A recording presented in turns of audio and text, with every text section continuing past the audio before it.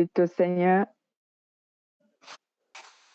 Seigneur Jésus, je te demande de nous bénir encore une fois, de nous donner de l'inspiration, de nous donner accès à ton enseignement d'aujourd'hui, afin qu'on puisse l'utiliser dans les jours à venir ou de recevoir tout ce que tu as à nous dire dans ces moments difficiles, dans ces moments de tempête ou d'épreuve que nous vivons, et puis de nous dire de quelle façon on peut passer à travers toutes ces choses qui nous sont des fois, parfois très compliquées.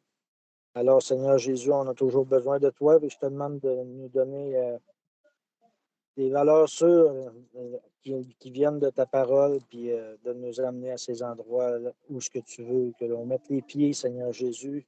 J'ai prié dans le nom de Jésus. Amen. Amen. Merci, bien-aimés, soyez bénis. Nous parcourons le livre de 1 Jean chapitre 5. Aujourd'hui, nous allons interpréter le contexte du verset 13 à 17. Nous avons tiré un thème sortant de ce contexte intitulé « L'orientation dans la prière ». L'orientation dans la prière. 1 Jean 5, 13, 17. Pouvons-nous faire la lecture? Oui.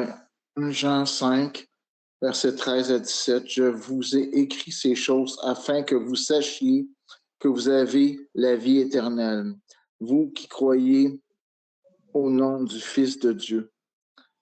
Nous avons auprès de lui cette assurance que si nous demandons quelque chose selon sa volonté, il nous écoute. Et si nous savons qu'il nous écoute, quelque chose que nous demandions, nous savons que nous possédons la chose que nous lui avons demandée. Si quelqu'un voit son frère commettre un péché qui ne mène point à la mort, qu'il prie et Dieu donnera la vie à ce frère. Il la donnera à ceux qui commettent un péché qui ne mène point à la mort. Il y a un péché qui mène à la mort. Ce n'est pas pour ce péché-là que je dis de prier. Toute iniquité est un péché, et il y a un tel péché, il y a tel péché qui ne mène pas à la mort. Amen. Amen. Amen. Toute action mauvaise sont des péchés, mais il y a des péchés qui ne conduisent pas à la mort. Est-ce qu'il y aurait un péché qui ne conduit pas à la mort? On va savoir ce que Jean voulait dire par là. Parlons d'abord de l'orientation à la prière. Bien-aimés, le Saint-Esprit nous oriente dans la prière. Le Saint-Esprit est celui qui nous oriente dans la prière pour que nous adressions à Dieu les prières qu'il approuve.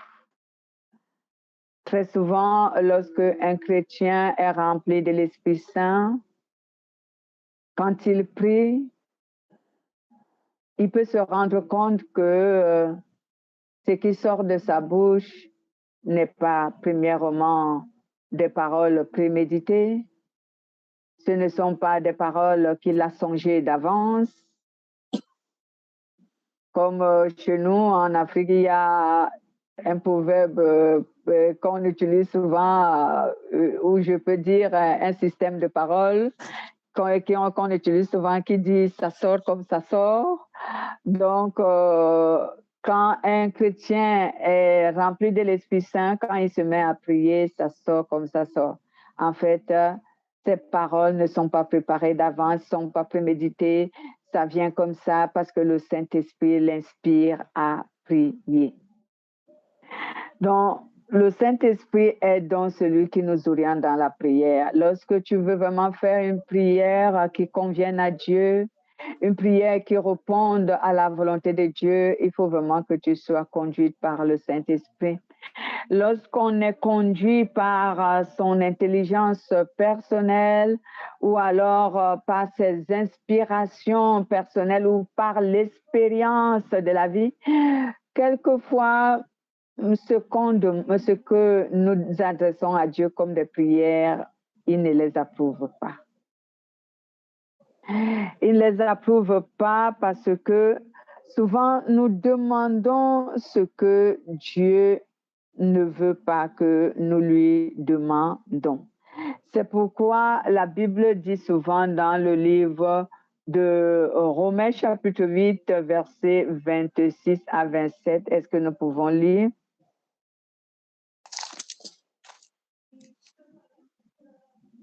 « 27 à 28. Celui qui sonde les cœurs connaît quelle est la pensée de l'Esprit, parce que c'est selon Dieu qu'il intercède en faveur des saints. Mm-hmm. Nous savons du reste que toute chose concourt au bien de ceux qui aiment Dieu. » Non, non, non, non. Vous êtes au verset 28. J'ai dit le verset 26 à 27. Oh, pardon. Je recommence. OK, verset 26. De même, aussi l'Esprit nous aide dans notre faiblesse, car nous ne savons pas ce qu'il nous convient de demander dans nos prières. Mais l'Esprit lui-même intercède par des soupirs inexprimables. Et celui qui sonde les cœurs connaît quelle est la pensée de l'Esprit, parce que c'est selon Dieu qu'il intercède en faveur des saints. Amen. Amen. Parce que c'est Dieu qui intercède au moyen de la puissance du Saint-Esprit. Donc ici, si je vais à ce contexte que notre frère vient de lire ici, Romains chapitre 8, au verset, combien nous avons dit? Verset 26. 13, verset, excusez-moi, 26 à 27. Mon contexte, cela veut dire ma version de la Bible nous dit ceci, parce que je suis sur le français, je suis sur Parole de vie, là, pas sur le français courant. De plus, l'Esprit Saint aussi vient nous aider. Nous qui sommes faibles, nous ne savons pas prier comme il le faut. Alors l'Esprit Saint lui-même prie pour nous avec des gémissements que la bouche ne peut pas dire. Est-ce que vous comprenez cette version? Avec des gémissements que la bouche ne peut pas dire. Mais Dieu voit le fond du cœur. Il sait ce que l'Esprit veut demander.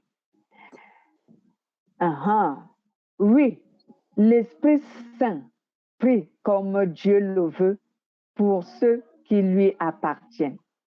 C'est pourquoi je venais de dire tantôt que lorsque un chrétien est rempli de l'Esprit Saint, lorsque ce dernier se met à prier, les paroles qui sortent de sa bouche ne sont pas souvent préparées d'avance.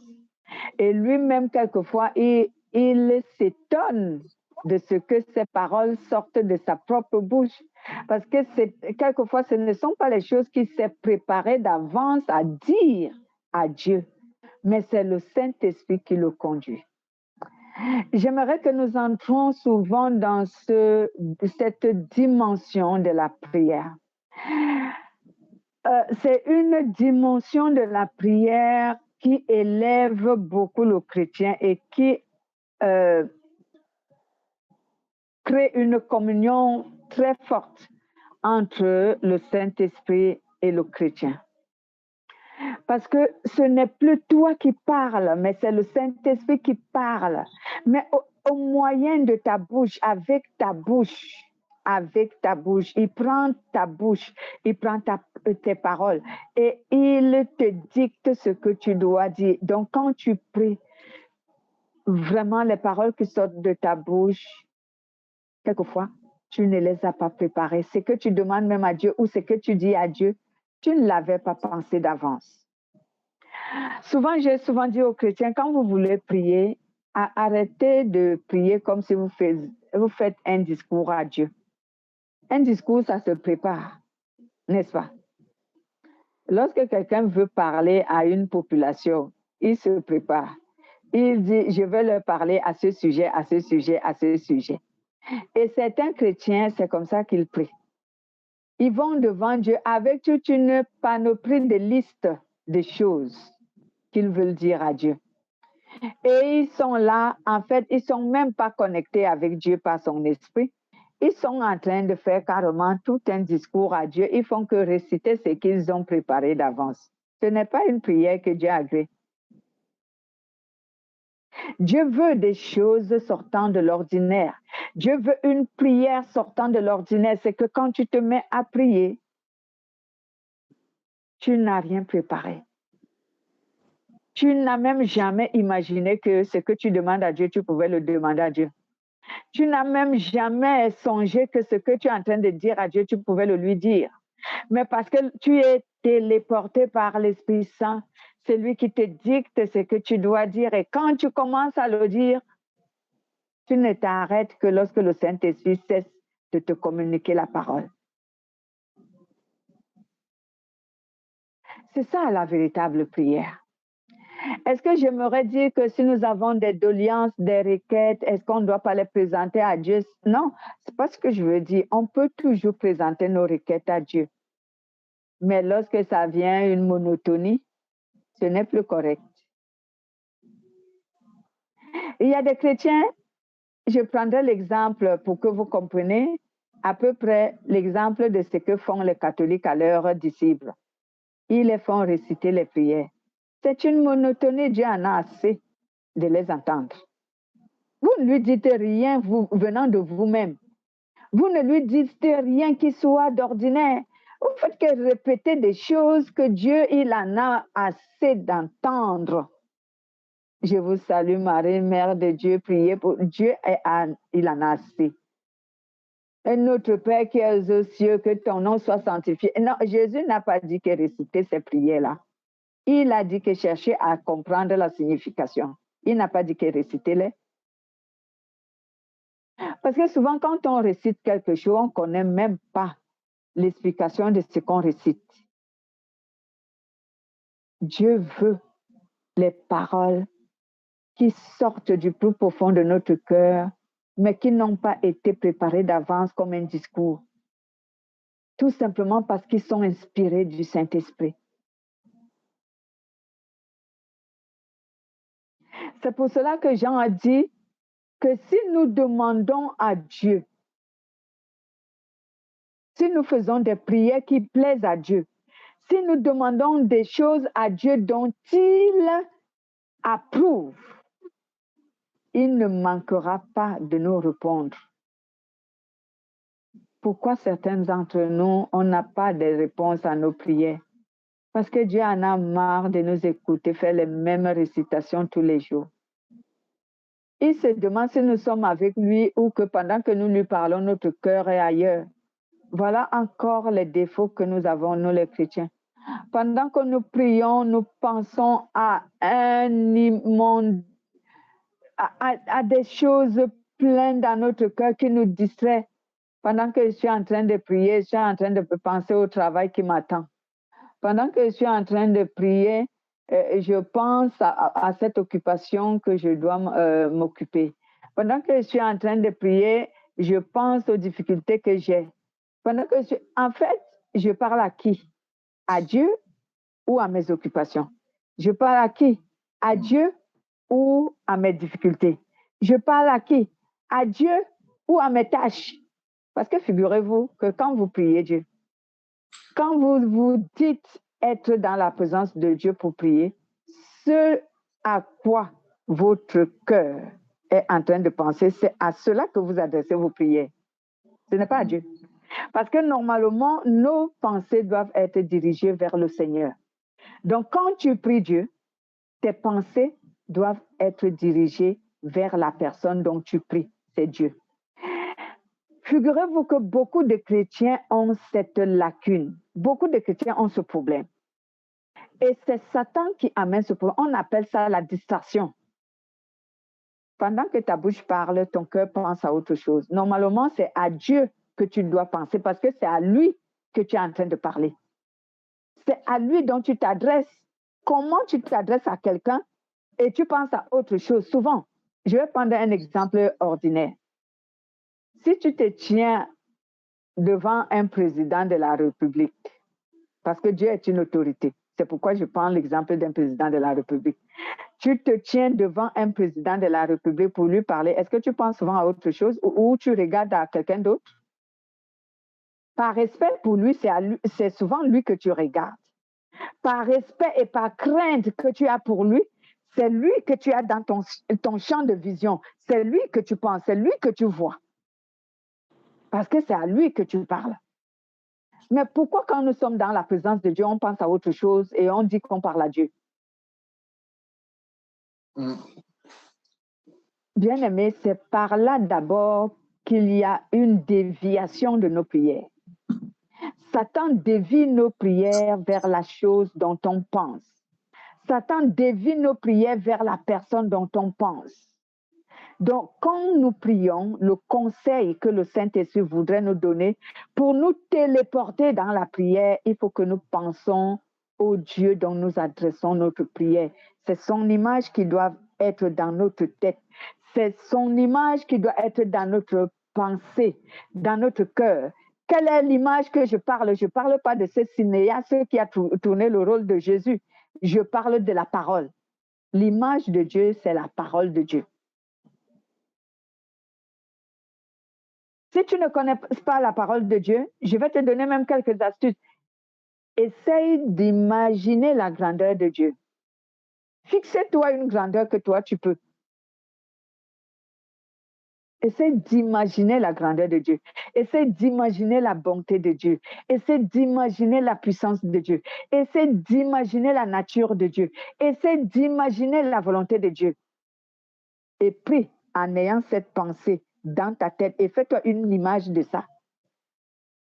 Je t'assure que, bien-aimé, si je suis en train de te mentir aujourd'hui, si tu fixes cette image dans ta tête, dans ton cœur, dans ta pensée, et tu es en train de prier, tu seras envahi par l'Esprit Saint. Que la prière que tu vas faire ce jour-là, tu te rendras compte que tu n'as jamais prié comme ça de toute ta vie. Parce qu'à ce moment, tu es connecté avec le Seigneur, parce que c'est son image que tu as dans ta tête et dans ton cœur. Dans ton esprit et dans ton cœur, c'est l'image du Seigneur que tu as. Alors, les prières vont directement vers lui. Tu peux commencer peut-être en étant d'abord un peu doux, mais dès que ça plonge, le Saint-Esprit t'envahit et tu t'oublies.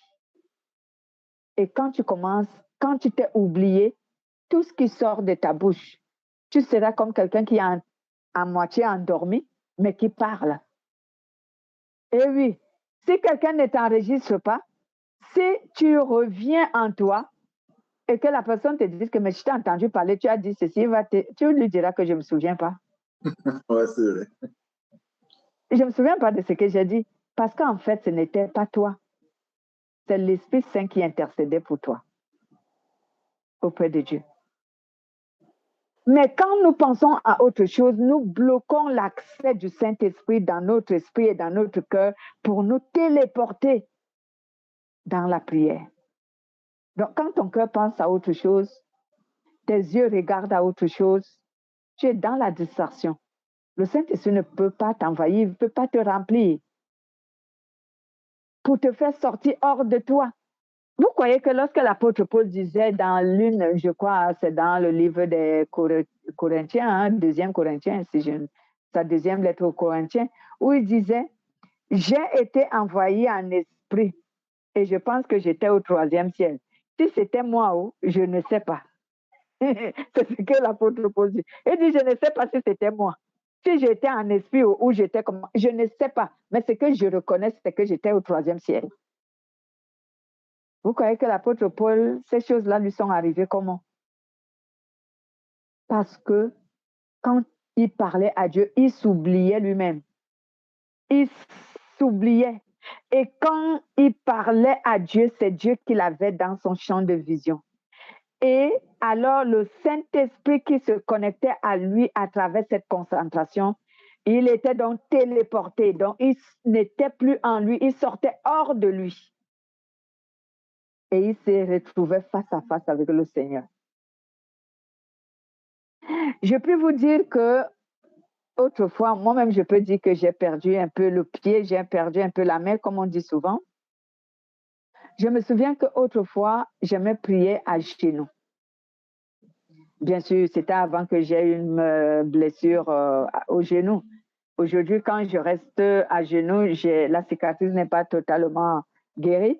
Donc, je sens mal à mon genou gauche. Mais avant, quand je priais, je me mettais à genoux. Et quand je me mettais à genoux et que j'ai placé la parole que le Saint-Esprit me fait visionner dans mon cœur, dans ma tête, dans mon esprit, devant moi, et que je commence à louer le Seigneur ou à prier, je pouvais prier 2 heures ne sentant aucune douleur et oubliant que je suis à genoux. Donc, je ne sentais aucune douleur. Parce qu'en fait, je n'étais plus là. Parce que lorsque le Saint-Esprit veut t'utiliser pour intercéder pour toi, en fait, il doit te sortir hors de ton corps charnel. C'est ce qui fait en sorte que tu t'oublies, toi, et tu es maintenant connecté par l'Esprit à Dieu. Et là, tu peux parler des choses que tu ne réalises pas. C'est pourquoi je disais tantôt, si quelqu'un est là en train de t'observer, lorsque tu seras revenu en toi, s'il te dit tout ce que tu as dit, tu lui diras que je ne me souviens pas de ce que j'ai dit. Je ne me souviens pas si je l'ai dit.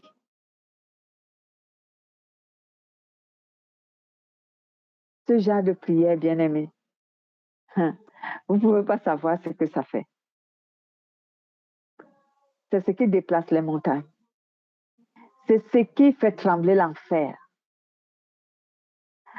C'est ce qui chasse les démons sans que tu ne dises démon au nom de Jésus, va-t'en. Parce que quel est l'esprit qui supporte la présence du Saint-Esprit?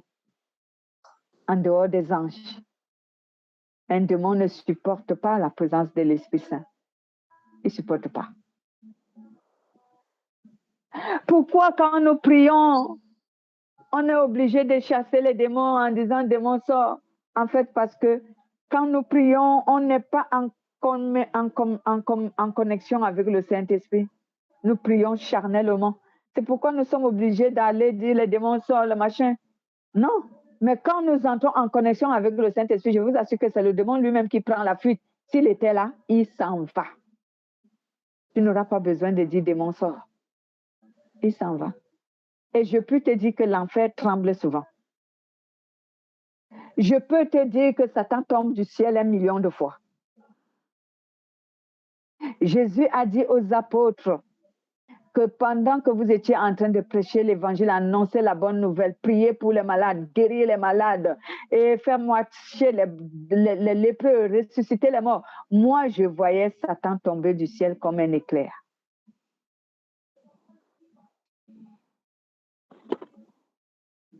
L'orientation dans la prière, il n'y a que le Saint-Esprit qui peut nous orienter dans la prière. Aucun être, à part le Saint-Esprit, ne peut pas te permettre de mieux prier. Et arrêtons de prier. Nos prières sont tellement profanes. C'est pour cela qu'on ne reçoit pas d'exaucement. C'est pour cela qu'on répète les mêmes choses à Dieu tous les jours. Il n'y a pas de nouveauté parce que nous ne sommes pas inspirés. Quand je dis la nouveauté, est-ce que Dieu est nouveau? Non, ce n'est pas ce que je veux dire. Je veux dire qu'il n'y a pas une différence. Depuis que tu pries Dieu, quand est-ce que tu as déjà réalisé qu'aujourd'hui, je n'ai pas fait la même prière que j'ai l'habitude de faire?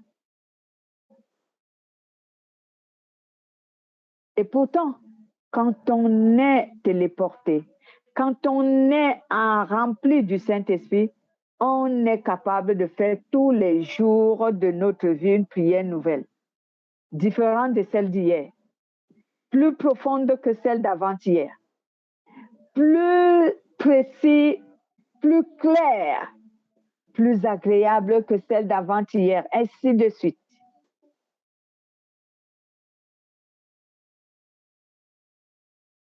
Oh, bien-aimé, il arrive souvent que quand je parle comme ça, j'ai envie, souvent, c'est que de m'effacer et que la personne prenne un peu ce qui trotte dans mon cœur et dans ma tête pour qu'il comprenne ce que je veux dire, pour qu'il entre dans la dimension dont je veux vous faire entrer, dans cette dimension. Essayez et vous donnerez des témoignages. Vous n'aurez plus besoin qu'un pasteur prie pour vous. Vous n'aurez plus besoin de demander des prières aux frères, aux sœurs. C'est ça aussi, les enfants de Dieu. Ils sont des mendiants de prière. Priez pour moi, priez pour moi. Vous, tu es chrétien ou tu n'es pas chrétien. Dieu exauce tout le monde. S'il peut exaucer des païens, à plus forte raison, toi, le chrétien. Aïe! Tous les jours, on est là en train de demander des prières aux gens. Tous les jours, souvent, ça me rend triste souvent quelquefois de voir les chrétiens. Vous voyez, souvent, lorsque je prendrais un exemple, lorsque tu vois un être humain qui possède tout ce que toi, tu as envie d'avoir et qui te rendrait peut-être heureux, peut-être puissant, peut-être riche, peut-être ça, mais lui, il ne connaît pas l'importance. Dites-moi, comment il manifeste souvent ton cœur? Excusez-moi du terme, souvent on se dit, regarde-moi cet idiot. Il a tout ce qu'il faut pour obtenir telle chose, mais il ne sait pas s'en servir. Il n'arrive pas. Il ne connaît même pas l'utilité de ce qu'il a. C'est comme ça que les chrétiens sont. Vous savez, le diable se moque souvent de nous. Il sait que nous avons tout. Tout ce qui peut l'éloigner de nous. Tout ce qui peut le faire trembler. Tout ce qui peut détruire et paralyser sa puissance. Le diable sait que nous avons tout cela. Mais il rit parce qu'il sait qu'on ne connaît même pas l'importance de ce que nous avons. Il sait qu'on ne réalise même pas ce que nous possédons. Il le sait. C'est pourquoi il se moque souvent de nous. Il le sait. Jésus a dit, si vous avez la foi seulement, une petite foi comme un grain de sénévé, il n'a pas dit une grande, hein? Il a dit une petite foi comme un grain de sénévé. Vous allez ordonner à cette montagne, déplace-toi, jette-toi dans la mer et il en sera fait ainsi. Il a dit une petite foi. Il n'a pas dit une grande. Donc imagine-toi si une petite foi peut déplacer une montagne et la jeter dans les eaux, à plus forte raison une grande foi.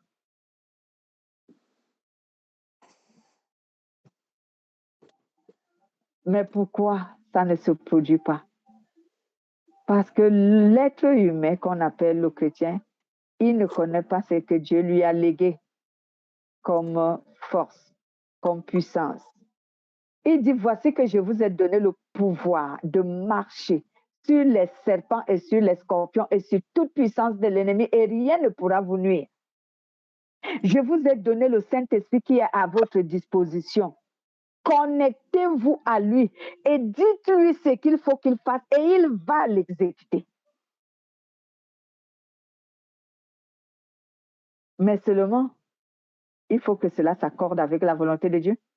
Prenons l'exemple. Les prières comme les prières du prophète Élie. Élie a prié pour qu'il n'y ait pas de pluie. Et il a été ainsi. 3 ans et 6 mois, pas de pluie en Israël. C'était un être humain comme toi et moi qui avait fait cette prière. Mais pourquoi Dieu peut l'exaucer et nous, non? Est-ce que nous sommes différents? Non. C'est parce que nous ne savons pas entrer dans la dimension de l'intimité avec le Saint-Esprit comme Élie le faisait. Élie, lui, il a connu le secret. Il connaissait quelle est la dimension qu'il faut obtenir auprès du Saint-Esprit pour ordonner une telle chose et qu'elle s'accomplisse. Il le savait. Et il pouvait le faire. Élie a ordonné que le feu sorte du ciel et qu'il descende sur la terre et qu'il consume les hommes, et cela a été fait. Aujourd'hui, est-ce qu'un chrétien peut ordonner à ce que le feu sorte du ciel et il tombe? Aujourd'hui, les chrétiens n'arrivent pas à cette dimension de la connexion avec le Saint-Esprit. Je me souviens que même les apôtres, qui à ce moment-là n'étaient même pas encore habités par le Saint-Esprit, avaient dit à Jésus un jour, parce que quelqu'un les avait mal répondu lorsqu'ils allaient chercher une chambre haute pour fêter le sabbat. Ils ont dit à Jésus, voudrais-tu qu'on ordonne au feu de descendre du ciel et les consumer? Et Jésus leur a dit que, oh, est-ce que je vous ai appelé à consumer les gens? Est-ce que vous savez ce que vous dites? Même les apôtres qui, à ce moment-là, n'avaient pas le Saint-Esprit, mais ils avaient cette autorité. Nous avons le Saint-Esprit aujourd'hui, mais cette autorité nous manque. Pourquoi? Parce qu'on ne sait pas se connecter au Saint-Esprit. On ne sait pas le laisser manifester en nous.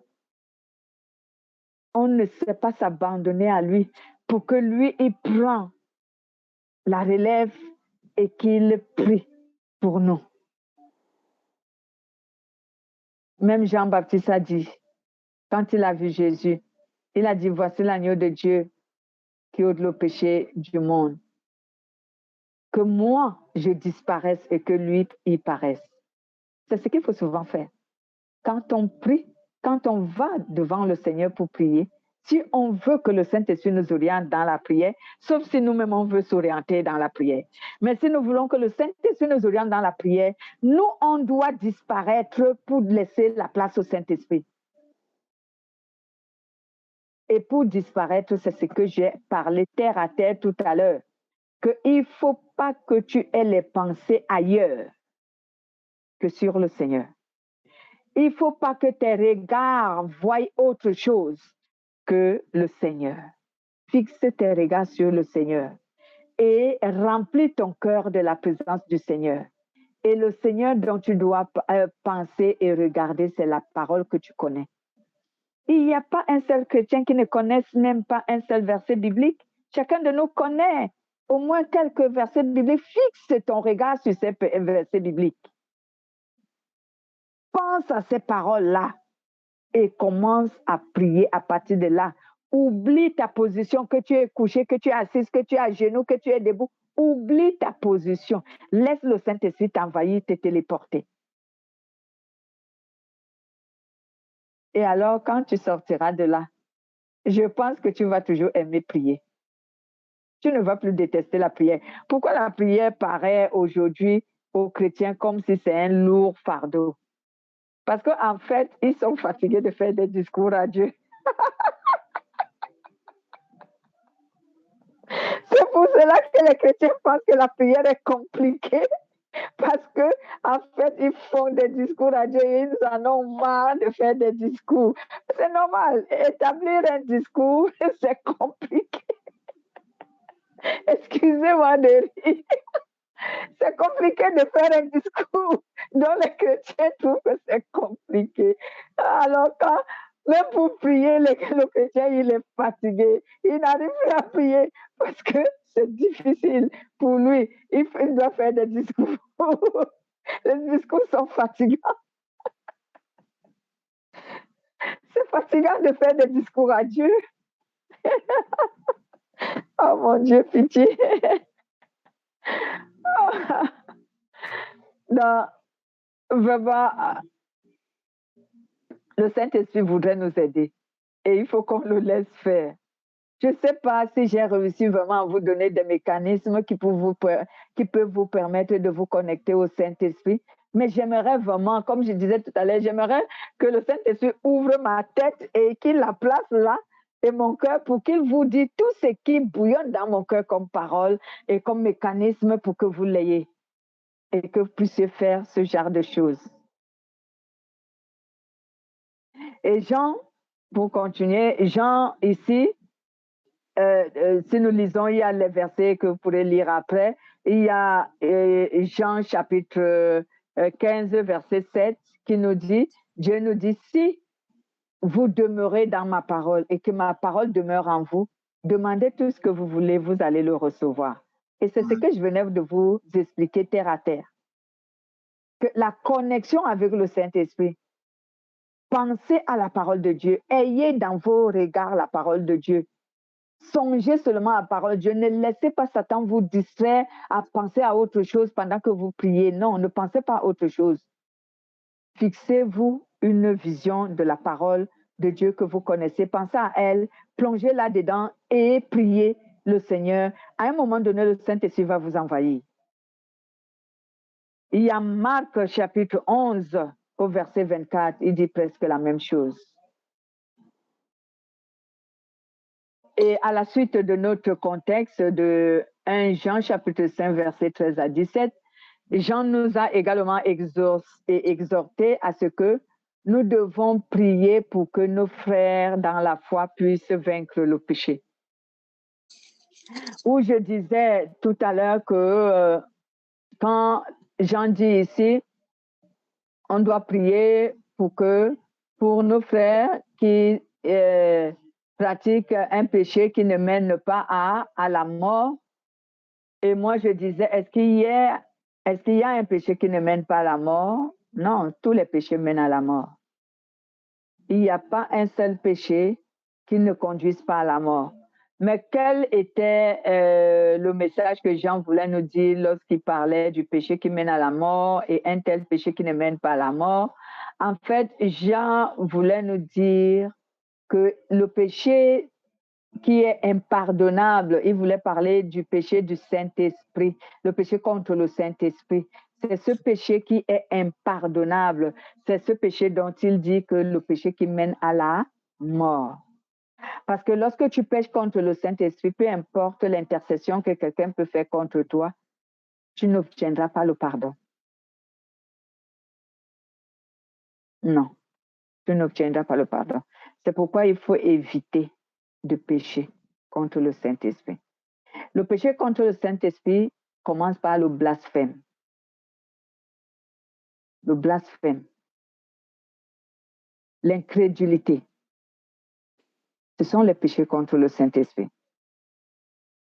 Lorsque tu blasphèmes le nom de Dieu, la parole de Dieu, le serviteur de Dieu, l'enfant de Dieu, c'est un blasphème. Alors, le blasphème n'est pas pardonné. J'avais pris un exemple un jour pour essayer de faire connaître aux chrétiens ce que c'est que le blasphème, comment ça se manifeste. Donc, prenons un exemple du moment. Je suis en train de vous prêcher la parole. Et quelqu'un se lèverait et il va se moquer de la parole que je suis en train de vous interpréter. Il va se moquer. Pour lui, il pense qu'il se moque de moi. Parce que il se dit, c'est moi qui prêche. Si moi qui prêche, je suis rempli du Saint-Esprit, investi du Saint-Esprit, et que c'est le Saint-Esprit qui me pousse à vous interpréter la parole comme je le fais, s'il se moque, en fait, ce n'est pas de moi qu'il se moque, c'est du Saint-Esprit. Alors, c'est un blasphème. C'est comme je prendrais un exemple biblique. L'apôtre Paul a péché contre le Saint-Esprit parce qu'il empêchait les chrétiens de croire en Jésus. Il envoyait les gens en prison. Il les persécutait aussi. Il les persécutait. Parce que pour lui, pourquoi Paul? Quelle était l'intention de Paul et quelle était sa motivation? Paul ne savait pas que ces gens-là étaient vraiment en train d'adorer le vrai Dieu. Lui, il croyait que c'était un faux Dieu qu'ils adoraient. C'est pour cela qu'il s'était livré à les persécuter. Donc, pendant que je prêche, si quelqu'un se moque et que c'est le Saint-Esprit qui m'inspire et qui m'anime, en fait, ce n'est pas de moi. C'est pas moi qu'il est en train de se moquer, c'est du Saint-Esprit. C'est pour cela que Jésus, lorsqu'il a rencontré Paul sur le chemin de Damas, il lui a dit, Paul, pourquoi me persécutes-tu? Mais est-ce que Paul avait fait du mal à Jésus? Et non, Paul n'avait jamais connu Jésus. Et c'est pour cela que Paul lui a demandé, Seigneur, qui es-tu? Il a dit, je suis Jésus que tu persécutes. Mais Paul ne pouvait pas réaliser que lui, il persécutait Jésus. Pour Paul, il persécutait les apôtres. Pour Paul, il persécutait les disciples.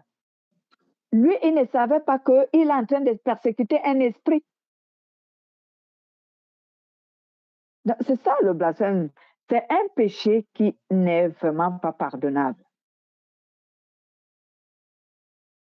Et Dieu, c'est ce que Jean dit ici, que ce n'est pas de ce péché qu'il parle.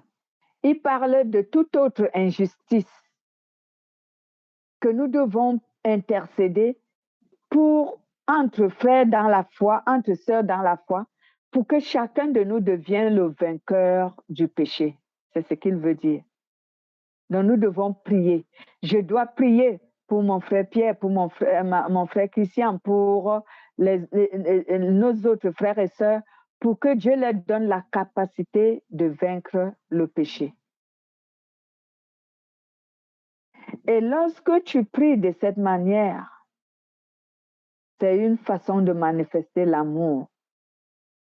Parce que lorsque tu pries pour que quelqu'un qui est ton frère puisse vaincre le péché, en fait, c'est que ton désir est que ce frère, cette sœur obtienne la vie éternelle. Bien-aimé, et qu'est-ce qu'on peut encore donner à un être humain qui soit un véritable cadeau dans ce monde, si ce n'est la vie éternelle? Parce que c'est un prix qui dépasse les valeurs que nous, on connaît. Donc, l'exhortation qui est sur notre contexte, le dernier, c'est celui-là. Jean nous exhorte à prier pour nos frères et sœurs dans la foi, afin, et il nous a donné le sujet, il dit, afin que nous vainquions le péché. Et nous pouvons lire le livre de Jacques, chapitre 5, verset 19 à 20. Jacques, chapitre 5, verset 19 à 20.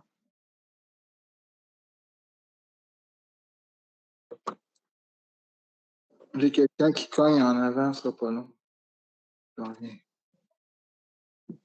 Le frère Pierre, vous êtes à la page? Pas encore. Jacques, chapitre 5, verset 19 à 20.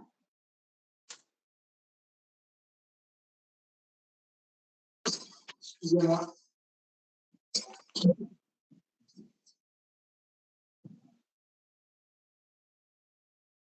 Mes frères, si quelqu'un parmi vous s'est égaré loin de la vérité et qu'un autre l'y ramène, qu'il sache que celui qui ramènera un pécheur de la voie où il s'était égaré sauvera un homme de la mort et couvrira une multitude de péchés. Amen. Amen. L'amour couvre une multitude de péchés. Donc, Jean veut qu'on manifeste l'amour les uns les autres de cette manière, en priant tous les jours pour que Dieu nous donne la capacité à chacun de vaincre le péché. Et parce que c'est de cette manière que nous tous, on héritera l'éternité avec le Christ. Donc, c'est cela le message que Jean nous donne sur son épître de 1 Jean 5, 13, 17. Il nous a parlé de la prière. Notre propre prière d'abord, comment il nous oriente dans la prière, le Saint-Esprit, et il nous encourage à prier les uns pour les autres pour que ce que nous devons demander, c'est que Dieu nous donne la victoire sur le péché. Voilà. Y a-t-il une intervention quelconque?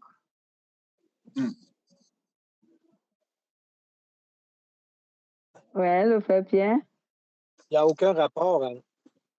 C'est partout dans le monde, partout dans la création. Il peut y avoir 2, 3, et plus des personnes qui prient en même temps, mais on ne veut pas dire que c'est les mêmes prières, mais est-ce que les prières qui se rejoignent, ça peut donner une puissance plus forte ou quoi? Ça peut-tu avoir un lien ou c'est juste une pensée qui vient de me passer par... Par la tête? Je sais pas. Ouais. Conduit par le Saint-Esprit, les gens peuvent prier sur un même sujet sur la terre, ne se connaissant même pas, mais étant inspirés par le Saint-Esprit, parce que c'est lui qui connaît les besoins des hommes. Le Saint-Esprit connaît notre intention, il connaît nos besoins et il connaît aussi la volonté de Dieu nous concernant. Donc, il peut inspirer les gens à prier sur le même sujet, mais étant chacun de son côté, ne sachant même pas que l'un ou l'autre sont en train de prier pour le même sujet. C'est possible? C'était cela votre question? Oui, parce que des fois, je sais pas, je remarque que des fois, le thème qu'on emploie pour chaque semaine est le même un peu partout sur la planète. Fait que c'est probablement C'est une l'esprit, ça. inspiration. Oui, le Saint-Esprit, ouais. Ouais, c'est Lorsque le probablement une Seigneur veut inspiration. nous enseigner. Oui, allez-y. Si, admettons, si dans nos prières, des fois, on dit, j'ai prié pour ça, ça s'est produit. Peut-être qu'on était plusieurs à avoir été inspirés, puis on a prié la même chose sans le savoir, puis ça a donné ça comme résultat aussi. Parce que c'était la volonté de Dieu, finalement, qui était là-dedans. Ouais. Ça peut arriver.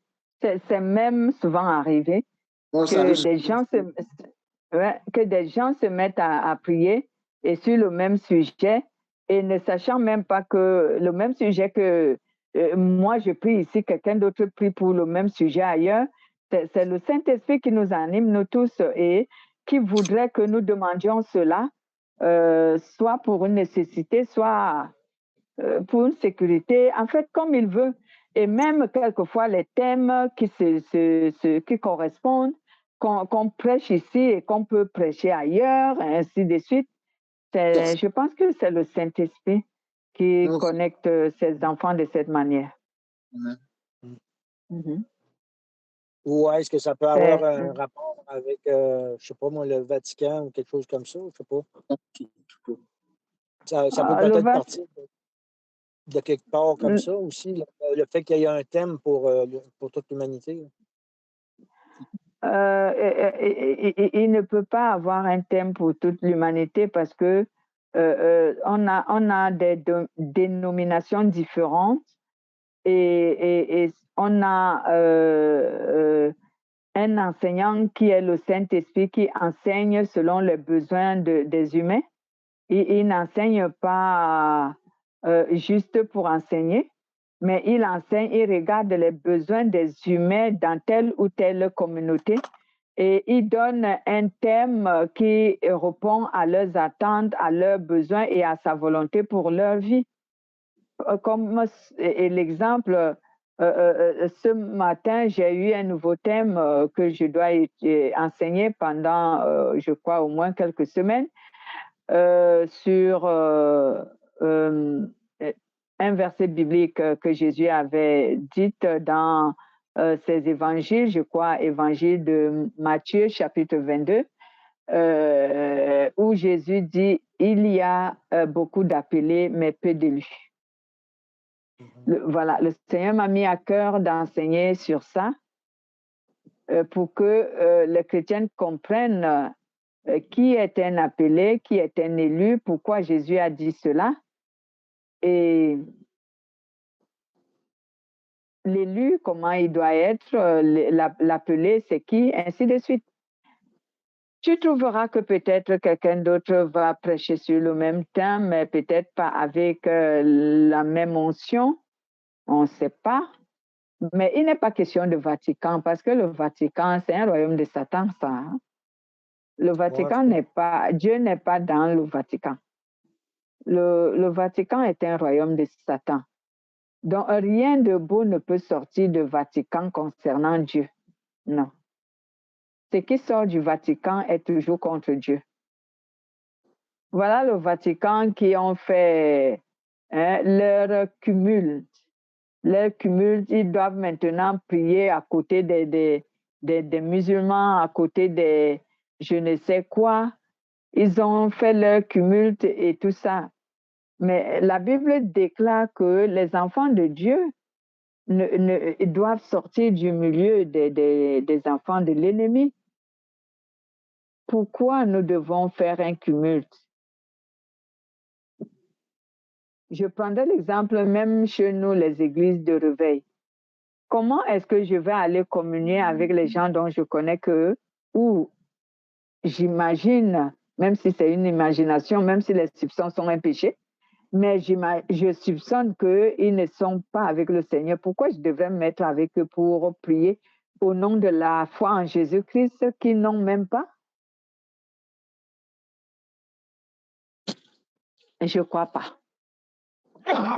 Excusez-moi. Donc, le Vatican n'a même pas une lueur de lumière venant de Dieu. OK. C'est un royaume de Satan. C'est de la hiérarchie religieuse. C'est pas plus dur que ça. C'est qu'il y a des évêques, des archis. Il y a toutes sortes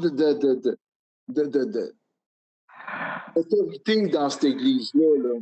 Mais tu sais, l'autorité, tu vas demander vraiment, tu le dis toi-même, quand tu vas dans leur réunion, ils veulent juste avoir les titres, mais dans le fond, qui est Jésus là-dedans? Tu me l'as déjà dit.